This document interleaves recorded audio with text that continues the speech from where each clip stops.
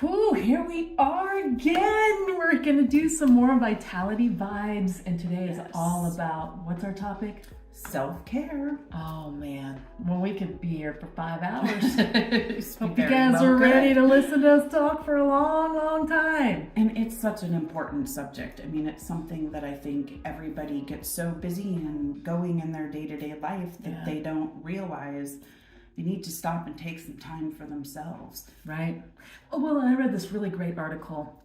I was almost tempted to, we might actually include it in the show notes. Okay. Or, on YouTube down below, because it was so poignant, because so often we think of self-care as like, treat yourself. I'm going to go eat all I want. I'm going to go just, have a party. I'm going to go be with my friends and do this thing that's on top of all the stress you're carrying every day. Yeah. You kind of have this blow up where you're like, I'm having a party. Yes. But the article was so good because it was kind of nailing in on how about you take good care of yourself so that you don't have to have these eruptions where you try to escape your life. Good self-care is making your life good. Oh, it's totally making your life good. One of my favorite adages that I like to use with my clients is, when you're on an airplane, what do they tell you? They tell you, go ahead and put the oxygen mask on yourself first so you can assist the other passengers. Right. Well, that's the same in life. If you take care of yourself and put that oxygen mask on you and you're happy and good, you're able to make the others around you happy and good too. Right. And the best way to do that is to take a little self-care. And you just totally gave me the best pictorial representation of codependence that I've ever thought of. Yeah. Is that I spent a lot of my life codependent, not feeling guilty if I did anything for myself. Mm-hmm. So I literally was the person on the plane going I'm dying, and I'm putting other people's masks on. Oh yeah, I was there once too, and that's the thing too, is that I think, it probably happens for men too, but for women especially, we're told we got to have it all. We have to take care of the kids. We have to take care of the house. We have to work. We have to do it all. I'll bring home the bacon, fry it up in a pan, and never let you forget that you're a man, 'cause I'm a woman. Anjali. Okay, Anjali, we are expecting some payment. Yes, for that. exactly. Does that even exist? I don't know, but I did find a bottle of Jean Nate on eBay and sent it to one of my friends. We're going back. But yeah, as women, we're told we have to have it all and do it all and be all. And by the end of the day, most women are completely exhausted and wiped out, and they've done everything for everybody else, but nothing for themselves. And I think that same kind of thing exists for men in our culture. Oh, sure. It's just go, produce. Yeah. The more you can talk about all the things you accomplished, but we've lost really some of the things that are most important in our culture. Yeah. And I really think today we're going to explore self-care around, and we're just kind of vibing here. Yeah. But we're going to look at 4 principles. One is nourish, move, connect, and be. Those are the 4 principles that we're going to look at. And you were saying something So important. really interesting about, you were reading something about the people who lived for a long time in Japan. Yeah, I read a really cool book called Ikigai. It's the art of longevity. And so they studied people in Okinawa, and it was all this centenarians and super centenarians. It's a little bit tongue twisted. And I used to live in Okinawa, y'all, so I got to tell you something. You're not going to believe this, okay? But in our little military newspaper that we got, almost every issue, there was another story about a 100-year-old woman who beat a snake to death. And when I say snakes, they were huge snakes. They had pictures of them. And she'd be standing there a little bit bent over with her cane, going don't even mess with me, Shani, because I'm going to take you out. You know what I'm saying? Yes. And I would be her best friend because snakes terrify me. So that would be really good. But one of the things that they studied in common was that most of the centenarians and super centenarians, say that 12 times really fast, all ate pickled vegetables and had a similar diet, mostly vegetarian, but a lot of seafood too, the basic kind of Japanese diet. Living on an island. Yeah. Exactly. And then they also gardened, which a lot of us do here. So we've got, that's a big positive. And you know, when you get your hands down in the dirt, they've Yeah. actually identified some of the things that are in the dirt. They're literally antidepressants, Yes. chemicals, Yeah. except without side effects. Yeah, exactly. And they're free. And then the other thing that they all had in common was most of them went and karaoke'd or walked with friends. So that took care of the first Nourish. 3 elements: nourish, move, and connect. Well, and be. When you're in Yeah. a garden, Oh, yeah. when you're in nature, it is one of the most quintessential places to be. Yeah. And just to breathe and to settle and go ask yourself the deeper questions in life. You Yeah. know, you're just in a different rhythm. You're just in the now. You're not on a to-do list. When list. you're in there. Yep, exactly. And I'm bringing it back to the Japanese. They also have a tradition called forest bathing. And that's something else they do too, is like just go out into nature and just do a self-meditation and just be in the forest, getting the breath, getting the light, getting the vitamin D, you know, getting fresh air, getting exercise. And it's not even, because a lot of people I think of meditation as you have to be sitting and just quiet and still. You can do meditation and be just walking or doing things. I kind of meditate when I clean stalls in the morning. I put on my 110 healing sounds and I just sit there and rake and do my thing, and it's all quiet and zen, and it's a form of meditation for me. Absolutely. So going back into the self-care, there's little ways to carve out niches for yourself that you're actually doing something for yourself, but you're not actually, you know, you can make household things or everyday things be a little more of a zen thing rather than a high pressure thing. How can you bring, like you said, you've got something that's taking you to another place, and it's your intention. Yes. You can do dishes. There's a monk who wrote a book. He was the dishwasher at this, what do you call it? Not a convent, but They call them a monastery. yeah, he was at the monastery. He was the dishwasher, and he wrote a book that's been famous for hundreds of years about meditation and prayer. Yeah. And he learned it through just being present to washing those dishes. Yeah. And letting his mind, we're not held in place. It's not like there's a thumbtack that says, I have to think about shoveling crap now because I'm shoveling it. No, you can go into, like you said, that Zen place where you can empty your mind or you can fill your mind. Yeah. Like, there's one of the ways that I meditate is I take, sometimes it's things that I've written, sometimes it's quotes, sometimes it's scripture, but I take other thoughts and I think about them over and over again while I'm doing something. Like, I don't know, we always have, if you haven't been to Wellspring, just come and use the bathroom.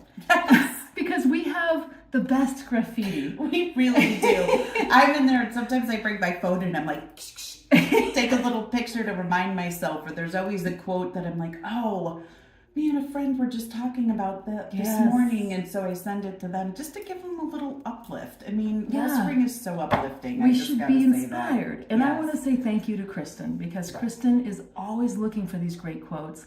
She does a great job. Yeah, she inspires so many people. You're not the only one who takes pictures. I've had people come to me in tears and just be like, I needed that today. Yeah, it's important. So here's one. A stomach can be full of so-called food, but be empty of nutrients. And let's see if we can say this. Bingo. Who this is. Can you read that? Mokohama Mokohanowana. Okay. It's Mokokoma Mokonowana. Sorry, we both just butchered this beautiful person's name, but it doesn't mean we don't like the quote. Exactly. So don't let that distract. Stomach can be full of so-called food, but be empty of nutrients. What does that say to you? Well, what it says to me is, and I'm going to go back to the self-care thing, is that a lot of times being busy and going, we end up taking food on the fly or doing things quickly and just shoving down something quick just so we get something in our body, but we're not really thinking about the nutrition content in it and if it's satiating our body. and, we'll eat a bowl of cereal over the sink or do something like that. So I think what that's saying to me is to maybe slow down a little bit and start to think about what you're putting into your body and try to make some more healthy choices so that you're nourishing your body rather than just chucking something in there to just fill your stomach. Yeah. As you're talking, you're making me go even deeper. I want to thank you for that. Because I'm thinking about those 4 things that we talked about. Like our food can nourish us and we can think about it on a nutritional level. Yeah. But what if we're breathing well? Yeah. Doesn't it? Are we chewing well? Yeah, exactly. And how that's movement. How are we chewing? Yeah. Are we sitting still? Are we in a place of peace? If we have to be in a hurry, are we finding a way to, are we connecting? Yeah. Can we connect with other people over that food? That will make it more nourishing. That too, and also try to make your food beautiful. Try to make what you eat pretty. So, if you're making yourself a little toast in the morning, smatter some avocado on there, put a tomato on there, put some sprouts on there, put a little salmon on there. Make it look beautiful. I was at Sweetgrass yesterday and I had salmon toast. That's why it was on my mind. And it came out and it was this gorgeous little boat. It's a work of art. So when your food looks like that, you tend to just take more time and eat it slowly and think about what you're doing. And almost again, meditating it, thinking about chewing, thinking about digestion, thinking about slowing it all down. And here's something that I know that some of you are thinking, because I usually always think this. I'm like, I don't have time to make my food into an artwork, a piece of art. Yeah. I don't care. But that's the thing, is that I've realized as I get older that I actually do have time, because it doesn't take that long. 5 seconds to add those extra things to it. And you're done. Yeah. And plus that's where the bee comes into. Yes. Is to create, to make something beautiful, then all of a sudden it becomes being. Yeah.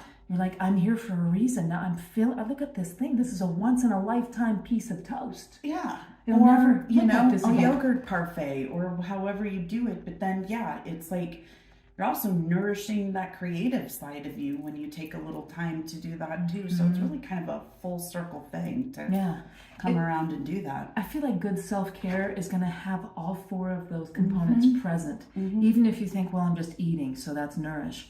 No, we just showed you how you can bring all 4 of those in there. Yeah, and it doesn't have to take a huge chunk of time. You don't have to think to yourself, I'm setting aside 1 hour today for myself. It could be, I do a little 5-minute thing here. I do a little 5-minute thing here. Later in the day, I take a little 10 minutes and do some breathing exercises or some stretches or anything like that. It can be so simple. It doesn't have to be hard. Exactly. That brings me, so there's 2 things I think that people do when it comes to self-care. One thing that makes them burn out is they're like, I got to try harder. I got to do better. And I got to tell you, just those thoughts are enough to put you in a depression. Yeah. They're going to take away, you're going to try for a little bit and you're going to start beating yourself up again. What I want to encourage you, what Leslie and I, where we're coming from is, and this is a great book that I just listened to as well on Audible, try softer. I like that. Try softer with yourself. What kind of messages are you telling yourself around self-care? Oh, I can't do it, or I don't have enough time, or I'm so stupid, I can't believe I didn't do that for myself again. I hear those people say that in my treatment room all the time. I give them homework, oh, I didn't do the homework, I'm so stupid. No, you're not. You just probably didn't have time or know where to find the time. Yeah, and you have to be able to forgive yourself. You can't hold yourself into a box and say, I didn't do this. It's not good or bad. It's just finding a blank space to do it. And when you said the soft thing, it made me think of, I ride horses and I used to jump a lot and compete. And in competing, when you're coming up to a fence, rather than looking down at your fence, you're supposed to have what you call soft eyes, and you're supposed to look over the fence at another object. So you're not concentrating downwards, you're concentrating forward and going forward. It's beautiful. And that just hit me as that's just a great metaphor for life and for self-care. Don't look down at the object and say, I have to do that. Look past the object and say, I'm going to hurdle that obstacle and go over the top. With soft eyes. So many of us have grown up, not all, but so many of us grew up with messages that were like, you're stupid, you're clumsy, you're an idiot, you can't ever do anything right. And if we haven't dealt with those, we just keep playing those tapes or those records or playing that song on Spotify, right? For you guys that are younger. And we just keep playing it. Yeah. And I think one of the best ways we can do self-care, and this is something I've just started to do in this last year, is I do not say those things to myself anymore. No. And if I catch myself, I'm like, I'm not stupid. I'm actually pretty smart. I can do all, and I laugh at myself. Like, yeah, this is great. Like I can do this. I can do that. You know? Yeah. You just got to erase that out of the playbook and out of your memory, and just start filling it with positive things. One little thing I do along with your notes is I have, when I open my bathroom cabinet, on the door, I have a bunch of little Post-its with positive quotes and good little mantras. And so I just take a few seconds out when I'm doing that, like when I'm brushing my teeth, and I read those. So that gives me positive things to start the day with and carry through the day. So again, a good quote goes a long way in pushing some positivity. Yes. Well, here's another one, another good quote, and it's not one of the ones we have written down here. I think one of the roadblocks for people with self-care is they have an all or nothing mindset. Yes. If I cannot put rose petals on the floor and have exactly the right essential oil and exactly the right music and carve out 3 hours to make myself a little spa day, whether it be with my partner or just for myself, I ain't gonna do it. Yeah. And so it's not about all or nothing. No. It's about a little something, something. You were already alluding to that. Yeah. 5 minutes here. Little increments, and it makes a big difference. Yes. And not to get off the quote thing, but something that they've found out that people, as far as exercise goes, a lot of people do the same thing, all or nothing. And actually they're finding if you do small bursts of exercise throughout the day, it's just as good as going for an hour-long run or, bicycling 5 miles or whatever. So, think and I about think it's that actually with self-care too. Better. Yeah. Here's how it's better. Is because you're stimulating your brain. You're actually turning on your brain in a different way, and then you're taking that stimulus and that change and that awareness of your body into your work. Yeah. And then you go back and you do it again. A lot of these, extreme athletes who, they're in great physical condition, even though they're out there doing all this stuff, a lot of times what they do becomes monotonous and they shut down. Yeah. So be aware of your movements. That's one of the things I'm going to be teaching in my next movement workshop.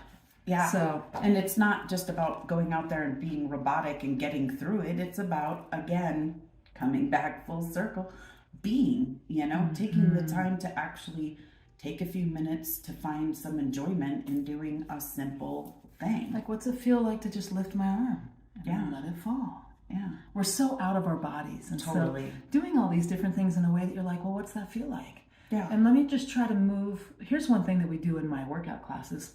I love your workout classes, by the way. Is we try to, almost every time we try to find what's a way that we can move that we've never moved before. Yeah.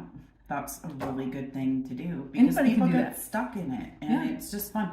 Another great way to get movement is put on a fun tune for 5 or 10 minutes and just dance around while you're dusting or vacuuming or doing something.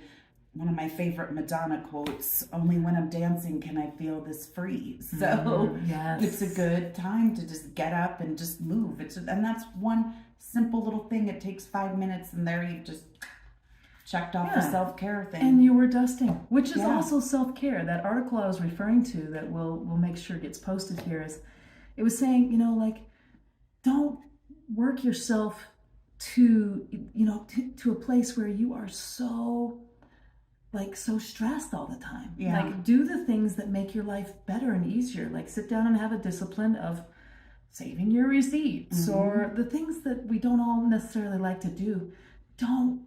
That's such good self-care. Yeah. Is to have this discipline. And, we made the joke in my workout class about, go ahead and do these pulls like there's no tomorrow, do these crunches like there's no tomorrow. But what we realized was we were talking about it is if there was no tomorrow, none of us would be in the workout class. We would we would be with the ones that we love. We'd be doing something that this is the last time we're together, so let's make it really good. But the reason that we go to the workout class on the regular, do that self-care, is because there is probably more than likely going to be a tomorrow. Yeah. And we're doing the work today to make tomorrow the best possible day it can be. Oh, yeah. Totally. I agree with that 100%. And in the workout class, you're doing all kinds of good things for your health. You're laughing, you're moving, you're breathing. We're sharing gratitude a lot of the time. Totally. Gratitude circle. Gratitude is like something you just can't overlook. Yeah. It's such a good way to even to start your morning or go to bed at night. Just think of 3 things during your day that was beautiful. I got to hang out with Liz. I got to hang out with Leslie. There's 2. And, I woke up this morning and I was breathing. That's 3. It can just be such little things or even big things that you're grateful for. You mentioned a great book that you've been reading, one that I read years ago and I love. I can't remember the name of the author. It's called 1,000 Gifts. Oh. And she took this challenge, and spoiler alert, you kind of find out about halfway through that she got a cancer diagnosis, which is what started her on this journey. And she decided she was going to find 1,000 things that she was grateful for. That's beautiful. And once you get past, like the first 30, breathing, food, you have to start having this sense of wonder and like, I'm going to be surprised by something today. Yeah. Because you start to look at the dew on the spider web. Look at that beautiful thing. Yeah, that's like with the forest bathing. That's a part of the meditation, is like seeing a leaf for the first time, seeing a piece of moss on a rock for the first time and noticing the beauty in that. That's so key. I love that. And as a body worker, one of the things that I've discovered about gratitude is that the body teaches us about gratitude. Here's why. Your nerves cannot feel pain and say cold or pain and vibration at the same time. They have to choose.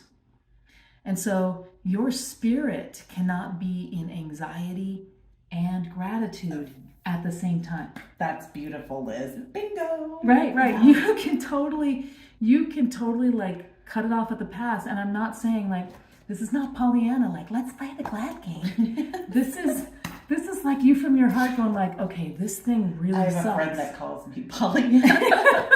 I've had some friends say that about me too. But it's how you do it. I don't want to use the adage of glass half full or glass half empty, but even just the smallest increment of your mindset, just changing it, an inkling to try, even in the worst situation, to see where it is. My first husband, it was a disaster of a marriage, but I don't look back at it that way. I look back at my marriage as it taught me all kinds of things. It taught me all kinds of lessons, and it brought the guy who just called on the phone into my life, which is a very positive thing and a good thing. So the reason I bring that point up is sometimes things that seem like they're really negative in the moment end up being a really positive thing. So, and I'm not even going to say that about sometimes. I am actually doing this work right now. Yeah. Like I did not get to go to a trip to Mexico. I lost money, had passport issues. I should be in Mexico right now. Well, but I'm actually happy you're here too. Yeah, I am too.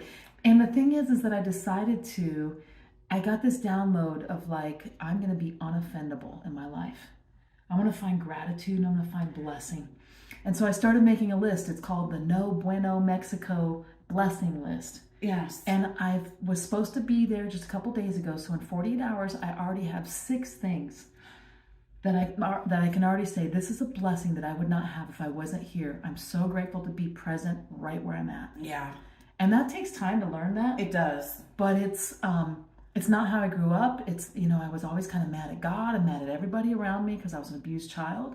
And it is so good to be in this other place. Yeah. Of acceptance and grace. Yeah. It's like you have space instead of feeling like, oh, my life is terrible. No, I'm waking up every day going, what are the possibilities? Yeah. That's deep self-care. It is deep self-care, and it's really, really, really important because there's nobody out on the planet, I don't think, that's not gone through a struggle, and you have to choose how you look at the struggle. Yes. Is it something that you're going to let take you down and tear you down, or are you going to look at it as something that was a building block that gave you some character and lifted you up and made you a stronger person? So I think it's like the butterfly going in the cocoon. it is. Somebody just was mentioning it, and I've studied it at different times in my life because it's a beautiful metaphor. Like, if you can't get the butterfly going into the cocoon, what metaphor can you get? Yeah. But that when the caterpillar goes into the cocoon, it actually totally turns into goo.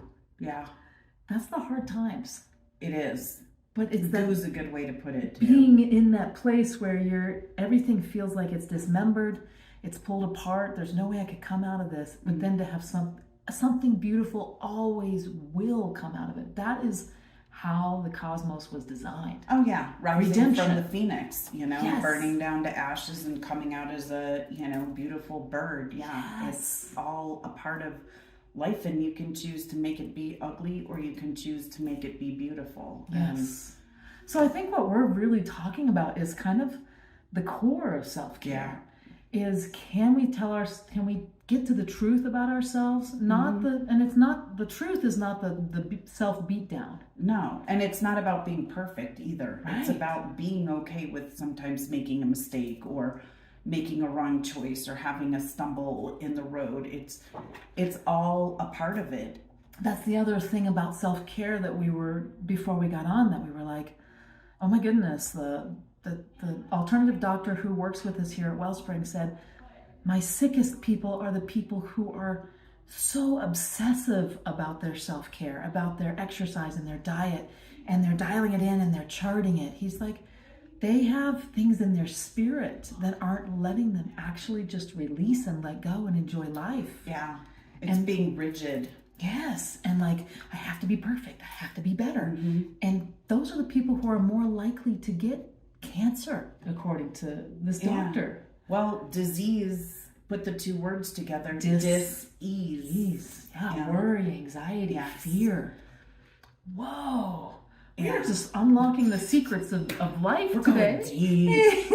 Deep But, dive. I mean, really, it is. I mean, and it's there's so much stress and worry with people every day, and a lot of it is conscious and a lot of it is choice, and you have to choose how you look at those things and how you deal with those things. And if you choose to look at it with a little bit of gratitude, it's like a little sugar on top of the medicine.